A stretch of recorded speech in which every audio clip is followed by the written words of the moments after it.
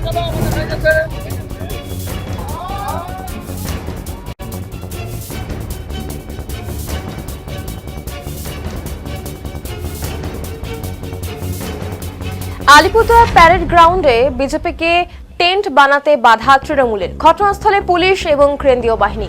অন্যান্য রাজ্যের পাশাপাশি পশ্চিমবঙ্গেও বিধানসভা ভোট ঘোষণা করে নির্বাচন কমিশন। ইতিমধ্যে গত 23 এবং 29 এপ্রিল 2 দফায় জনমত গ্রহণের পালা শেষ হয়ে গেছে।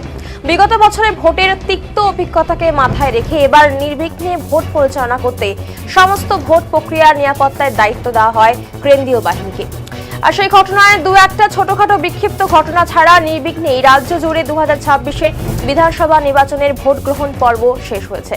আগামী 4 মে রাজ্যের 294টি কেন্দ্রের নির্বাচনী ফলাফল ঘোষণার দিন। তবে গণনার দিন আলিপুরদুয়ার ইউনিভার্সিটিতে গণনা কেন্দ্রের নজরদারির জন্য ইতিমধ্যে তৃণমূলের পক্ষ থেকে প্যারেড গ্রাউন্ডের উত্তর দিকের মাঝ বরাবর টেন্ট তৈরি করে নজরদারি শুরু করা হয়েছে। বৃহস্পতিবার বিকেল নাগাদ বিজেপির পক্ষ থেকেও গণনা কেন্দ্রের থেকে নির্দিষ্ট দূরত্বে প্যারেড গ্রাউন্ডের উত্তর পূর্ব কোণে এই টেন্ট তৈরি প্রস্তুতি নেওয়া হয়। জেলা বিজেপির সর্বস্তরের নেতৃত্ব, সাংসদ এবং প্রার্থীদের নিয়ে সেই স্থানে উপস্থিত হন। সেই সময় তৃণমূলের যুব এবং ছাত্র নেতৃত্বরা সেখানে এসে বিজেপিকে টেন্ট তৈরি করতে বাধা দেয় বলে অভিযোগ। আর খবর পেতেই ঘটনাস্থলে উপস্থিত হয় আলিপুরদুয়ার থানার পুলিশ। দুপক্ষের সঙ্গে কথা বলতে বলতেই পুলিশের সামনেই তৃণমূলের ছাত্র এবং যুব কর্মীরা বিজেপির টেন্ট তৈরি জায়গায় তৃণমূলের পতাকা লাগিয়ে দেয়। এই পরিস্থিতি বেগতিক দেখে দ্রুত কেন্দ্রীয় বাহিনীকে ঘটনাস্থলে নিয়ে আসে পুলিশ। বিজেপির পক্ষ থেকে পুলিশের কাছে তৃণমূলের বাধার বিষয়ে অভিযোগ জানানো হয়েছে। আর এরপরই পুলিশের কাছে মাঠে এই টেন্ট তৈরি বিষয়ে অনুমতি চেয়ে জেলা শাসককে দেওয়া হয়েছে আবেদনপত্র একটি কপি। কিন্তু তৃণমূল নেতৃত্বের কাছ থেকে আবেদনপত্রের কোনো নমুনা পায়নি পুলিশ।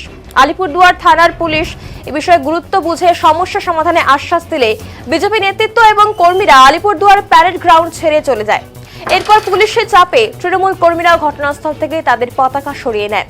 ভোট গণনাকে কেন্দ্র করে প্যারেড গ্রাউন্ডে দুই দলের মধ্যে বিবাদ এড়াতে ওই এলাকায় কেন্দ্রীয় বাহিনী ক্যাম্প তৈরি করতে চলেছে।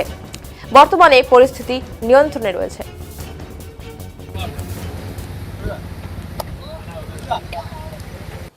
ভাবে ভোট হয়েছে, তারা এই কাউন্টিং এর সময় সন্ত্রাসের একটা চেষ্টা চালাচ্ছে, তাতে কোনো লাভ হবে না। আমাদের সবসময় এখানে টেন্ট হয়, আমরা এই জায়গাতে বলেছি।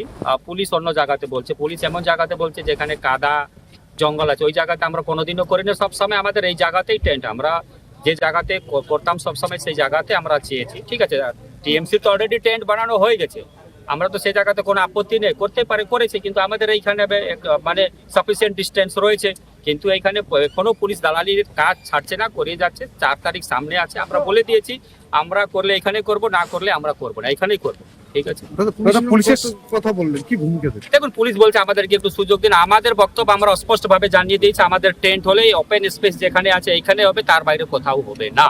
আমরা কোথাও যাবো না, ওই জঙ্গলের কিংবা কাদার ওইখানে আমরা যাবো না। এখানে হবে তো এখানে হবে, এর বাইরে কোথাও হবে।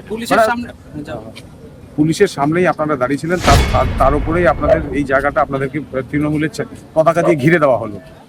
তারা তো পশ্চিমবঙ্গে এই কালচারটাই শিখেছে, যারা তাদের শীর্ষ নেতৃত্ব রয়েছে, তাদের বক্তব্য, তাদের ভাষণে তার নিচের নেতৃত্বের কাজ শিখবে, এইভাবেই শিখবে। যেখানে একজন এমএলএ দাঁড়িয়ে, এমপি দাঁড়িয়ে আছে, আমাদের এখনো তো তারা এমএলএ আছে, প্রার্থী হতে পারে, কিন্তু তারা তো এমএলএ।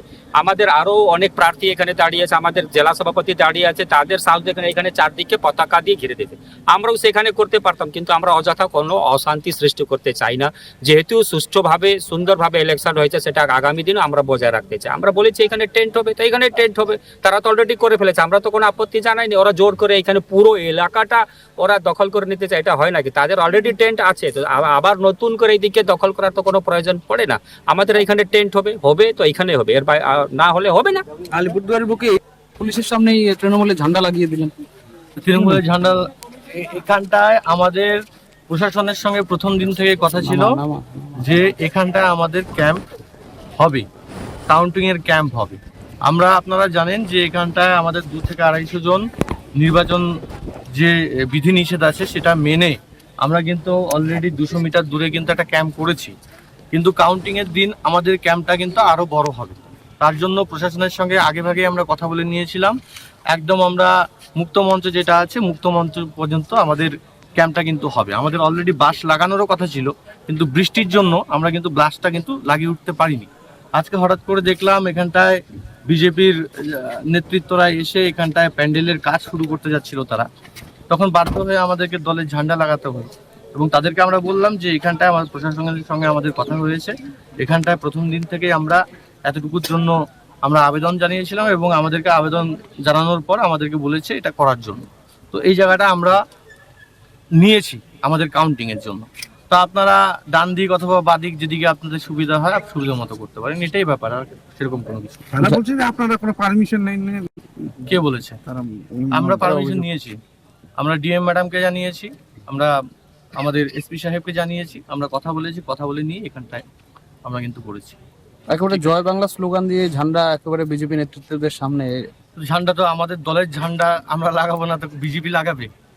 বিজেপি যদি নেতৃত্বরা ঝান্ডা লাগাতে চায় তৃণমূল কংগ্রেসের আমরা বলবো যে আসুন আমাদের ঝান্ডা লাগিয়ে দিন। বিজেপি তো বলছে এরপরে আপনাদের ঝান্ডা লাগানোর লোক থাকবে না, এখনই প্র্যাকটিস করে নিচ্ছে।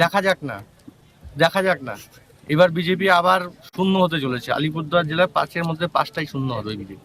মোমবাতি শেষ মানে নেভার আগে যে ধপধপ করে জ্বলে, আপনারা কি এরকম বিজেপির অবস্থা সেরকম হয়েছে? তার জন্যই তো সারা ভারতবর্ষ থেকে সারা ভারতবর্ষের প্রত্যেকটা রাজ্যের মুখ্যমন্ত্রীদেরকে নিয়ে আসতে হয় পশ্চিমবাংলা প্রচারের জন্য।